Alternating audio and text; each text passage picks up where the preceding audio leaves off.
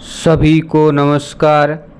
साहित्य धारा के YouTube चैनल में आप सभी का हार्दिक स्वागत और अभिनंदन। हिंदी मॉडल पेपर के कुछ प्रश्न हम इस वीडियो में लेंगे और उन प्रश्नों को आप अपने मॉक टेस्ट के रूप में लगाइए और देखिए कि आप कितने प्रश्न सही कर पाते हैं। तो शुरू करते हैं। पहला प्रश्न, चित्तकोबरा उपन्यास की लेखिका का नाम क्या है? विकल्प है मृदुला गर्ग, कृष्णा सोबती, महादेवी वर्मा, मनु भंडारी। इसका सही आंसर है वो है मृदुला गर्ग। इनके अन्य उपन्यास हैं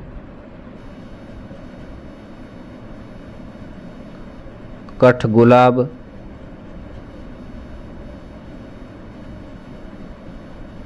मैं और मैं,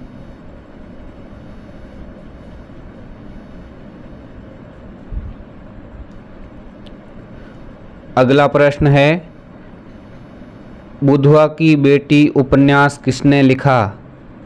बुधवा की बेटी जयशंकर प्रसाद, विश्वम्भरनाथ कौशिक, चतुरसेन शास्त्री, पांडे बेचन शर्मा उग्र।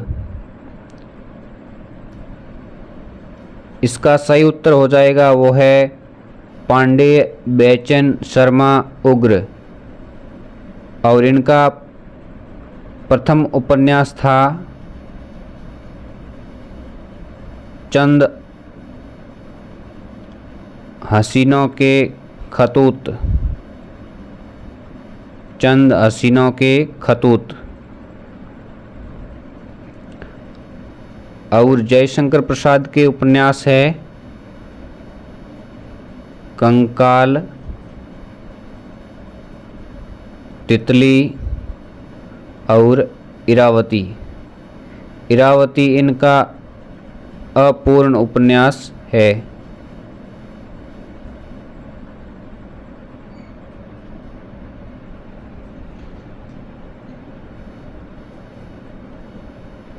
अगला प्रश्न है, प्रेमचंद का कौन सा उपन्यास पहले उर्दू में बाजार ए हुस्न के नाम से लिखा गया था?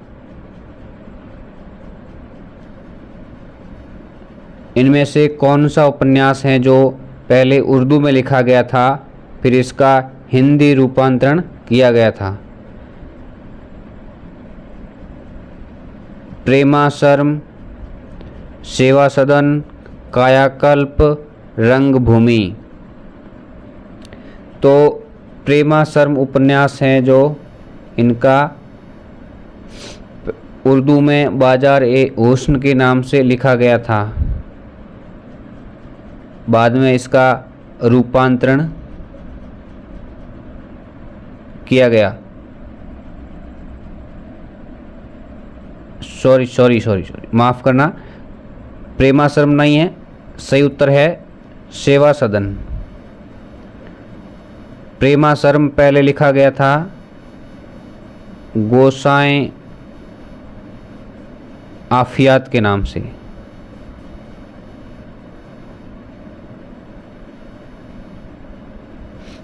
और रंगभूमि लिखा गया था चौगान ए हस्ती नाम से। और कायाकल्प इनका हिंदी में लिखा प्रथम उपन्यास है।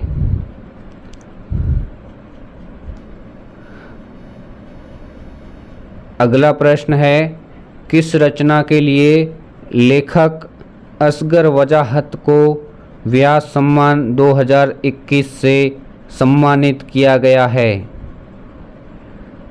2021 में जो व्यास अलंकरण प्रदान किए गए हैं, जो हिंदी के लिए असगर वजाहत को दिया गया है, तो उसमें उनकी कौन सी रचना को है जो व्यास अलंकरण 2021 दिया गया है? नाटक महाबली, नाटक फिरंगी लौट आई, नाटक वीरगति, नाटक पाक नापाक। तो इनका नाटक था महाबली, जिनको 2021 का व्यास अलंकरण प्रदान किया गया था। और इन्होंने एक और नाटक लिखा था जो था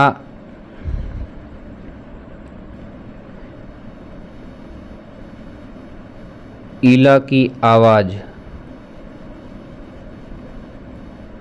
ईला की आवाज़ भी असगर वजाहत का नाटक है। अगला प्रश्न है, भक्ति विवेक निम्नलिखित में से किसकी रचना है? भक्ति विवेक मलुकदास, सुंदरदास, नाभादास, दादू दयाल। तो इसका सही आंसर है वो है मलुकदास। और इनकी एक रचना और है जिसका नाम है रत्न खान, और ये परीक्षा में पूछी भी गई है कि रत्न खान रचना किसकी है? मलुकदास की है। और भक्ति विवेक भी मलुकदास की है। अगला प्रश्न है, आचार्य शुक्ल का निबंध संग्रह चिंतामणि सर्वप्रथम किस नाम से प्रकाशित हुआ था? विचार कौस्तुभ, विचारमणि, विचार बैन, विचार विथि। तो इसका सही उत्तर है वो है विचार विथि। विचार विथि नाम से चिंतामणि निबंध संग्रह है जो विचार विथि नाम से सबसे पहले प्रकाशित हुआ था।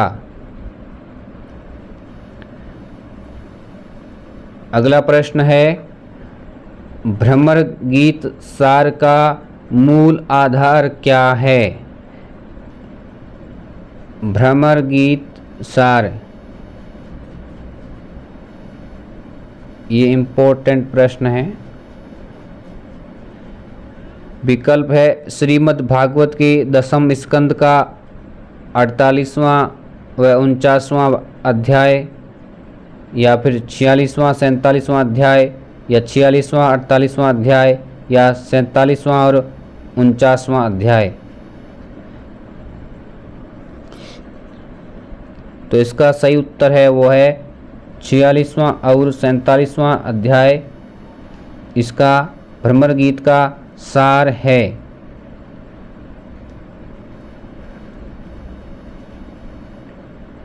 हिंदू हृदय और मुसलमान हृदय आमने सामने करके अजनबीपन मिटाने वालों में इन्हीं का नाम लेना पड़ेगा। आचार्य शुक्ल जी ने किस कवि की ओर इशारा किया है? कबीर, नानक, जायसी या फिर नूर मोहम्मद। इसका सही उत्तर है वो है मलिक मोहम्मद जायसी। ये भी इम्पोर्टेंट कथन है, आचार्य शुक्ल का जायसी के संदर्भ में है। हिंदू हृदय और मुसलमान हृदय आमने सामने करके अजनबीपन मिटाने वालों में इन्हीं का नाम लेना पड़ेगा, क्योंकि इन्होंने हिंदू घराने को आधार मानकर अनेक रचनाएं की थी, इसलिए आचार्य शुक्ल ने यह बात कही थी। अगला प्रश्न है, इसी ग्रंथ को सूफी पद्धति का अंतिम ग्रंथ मानना चाहिए। शुक्ल जी ने किस ग्रंथ की ओर इशारा किया है? कुल मिला के यूँ कह सकते हैं कि आचार्य रामचंद्र शुक्ल ने सूफी पद्धति का अंतिम ग्रंथ किसे माना है? अनुराग बांसुरी, ज्ञानदीप, इंद्रावती, हंस, जवाहिर। तो इसका सही उत्तर है वो है इंद्रावती। और इंद्रावती पुस्तक के लेखक है वो है नूर मोहम्मद।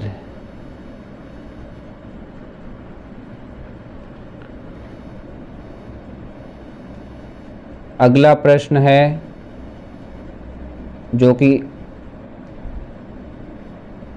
असिस्टेंट प्रोफेसर 2021 में पूछा गया है। साहित्य मनुष्य के अंतर का उच्छलित आनंद है जो उसके अंतर में अटाए नहीं अट सकता। यह कथन किस विद्वान का है? आचार्य प्रसाद द्विवेदी, रामचंद्र शुक्ल, नंद दुलारे वाजपेयी या फिर सुमित्रा नंदन पंत। तो इसका सही उत्तर है वो है आचार्य प्रसाद द्विवेदी। इसको भी इम्पोर्टेंट कर देना।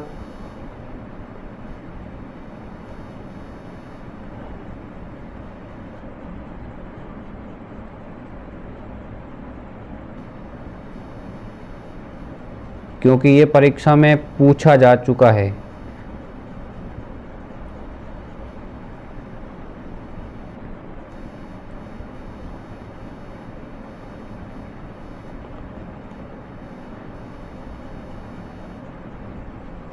अगला प्रश्न है प्रगतिवाद शीर्षक पुस्तक के लेखक कौन है? ये भी काफ़ी अच्छा प्रश्न है। प्रगतिवाद 1966 की पुस्तक है। इसके लेखक कौन है? विकल्प है डॉक्टर शिवदान सिंह चौहान, शिव कुमार मिश्र, रांगे राघव या फिर मलयज। तो इसका सही उत्तर हो जाएगा वो है शिव कुमार मिश्र। बहुत अच्छा प्रश्न है ये, ध्यान रखें।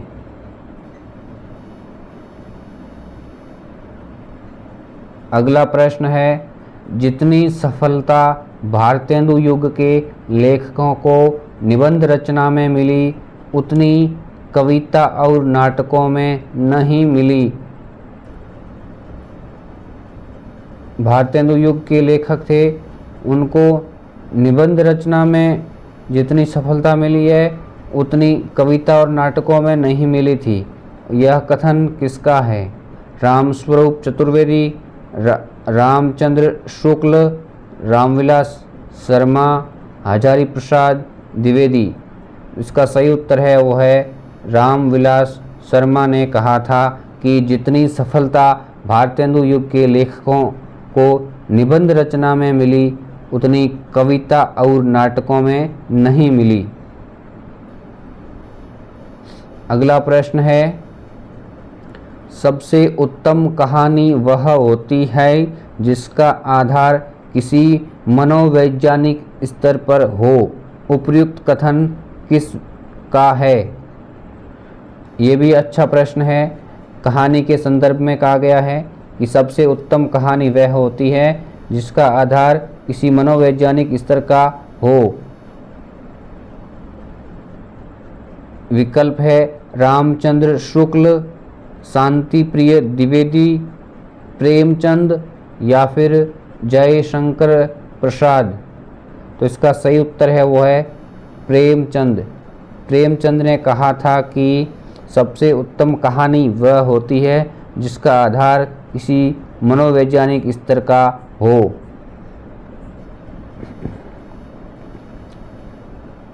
अगला प्रश्न एक पंक्ति है सुंदर है सुमन वियग सुंदर मानव तुम सबसे सुंदरतम प्रसिद्ध पंक्तियों के प्रयोक्ता कौन है?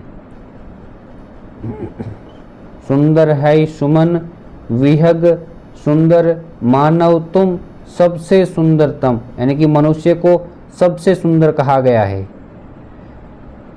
पुष्प को सुंदर कहा गया है, पक्षी को सुंदर कहा गया है, लेकिन मनुष्य को इन दोनों से सुंदर कहा गया है, यानी कि सबसे सुंदरतम। उपर्युक्त पंक्ति के प्रयोक्ता अज्ञेय है या निराला है या सुमित्रा नंदन पंत है या फिर मुक्ति बोध है। तो इसका सही उत्तर है वो है सुमित्रा नंदन पंत, क्योंकि यहाँ पर प्रकृति की बात की गई है, इसलिए सुमित्रा नंदन पंत इसका सही उत्तर हो जाएगा।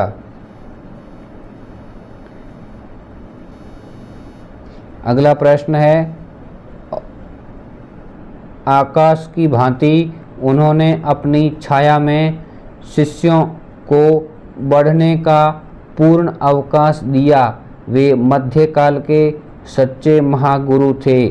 उन्होंने युग धर्म की नाड़ी पहचानी थी। रामानंद के विषय में उपर्युक्त कथन किस विद्वान का है? आचार्य हजारी प्रसाद द्विवेदी, डॉक्टर रामकुमार वर्मा, आचार्य रामचंद्र शुक्ल या फिर श्याम सुंदर दास। तो इसका सही उत्तर हो जाएगा वो है आचार्य हजारी प्रसाद द्विवेदी। इसका सही उत्तर है। ये भी इम्पोर्टेंट कथन है, रामानंद के संबंध में है, आचार्य हजारी प्रसाद द्विवेदी का।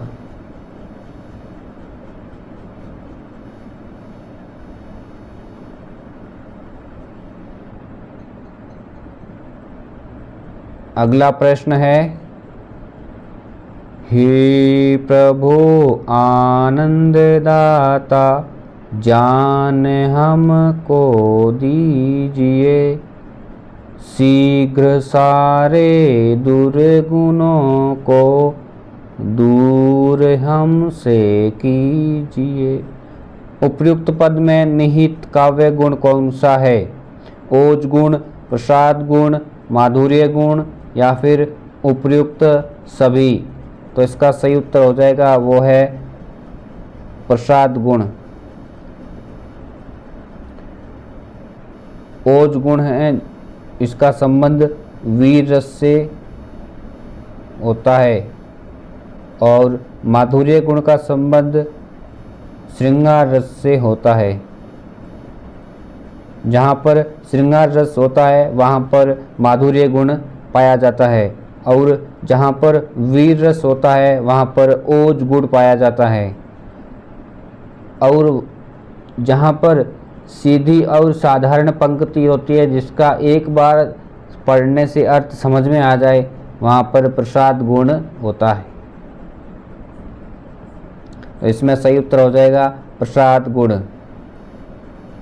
अगला प्रश्न है, सेवक चरित ब्रज भाषा में लिखी गई किसकी गद्य रचना है? सेवक चरित ब्रज भाषा में लिखी गई किसकी गद्य रचना है?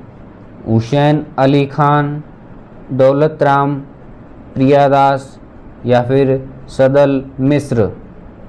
तो इसका सही उत्तर हो जाएगा वो है प्रियादास।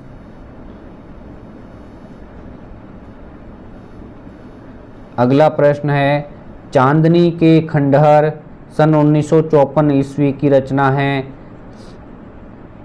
और इस रचना के रचनाकार कौन है? और इस रचना की विधा है वो है उपन्यास। चांदनी के खंडहर उपन्यास किस लेखक का है? विकल्प है सच्चिदानंद, हीरानंद, वात्स्यायन, अज्जे। दूसरा विकल्प है गिरिधर गोपाल। तीसरा विकल्प है मनोहर श्याम जोशी और चौथा विकल्प है पंकज बिष्ट। तो इसका सही उत्तर हो जाएगा वो है गिरिधर गोपाल। चांदनी के खंडहर गिरिधर गोपाल का उपन्यास है। अगला प्रश्न है, रोमांच किसका नाटक है? रोमांस और रोमांच किसका नाटक है? माधव प्रसाद मिश्र का है, भुवनेश्वर प्रसाद का है, शंकर शेष का है या फिर सर्वेश्वर दयाल सक्सेना का है? तो इसका सही उत्तर हो जाएगा वो है भुवनेश्वर प्रसाद। रोमांस या फिर रोमांच, रोमांस और रोमांच। अगला और अंतिम प्रश्न, मनोरंजन नामक निबंध के रचनाकार कौन है? मनोरंजन निबंध किसका है? जयशंकर प्रसाद, सोहनलाल द्विवेदी, भगवती चरण वर्मा या फिर महावीर प्रसाद द्विवेदी? तो इसका सही उत्तर वो है महावीर प्रसाद द्विवेदी। तो बस इस वीडियो में इतना ही। उम्मीद करता हूँ ये सारे प्रश्न आपको अच्छे लगे होंगे और आपने इन प्रश्नों के द्वारा अपनी पढ़ाई के स्तर का आंकलन अवश्य किया होगा। और इस वीडियो को अंत तक देखने के लिए आप सभी का हृदय की गहराइयों से प्रेम पूर्वक आभार। बहुत बहुत धन्यवाद।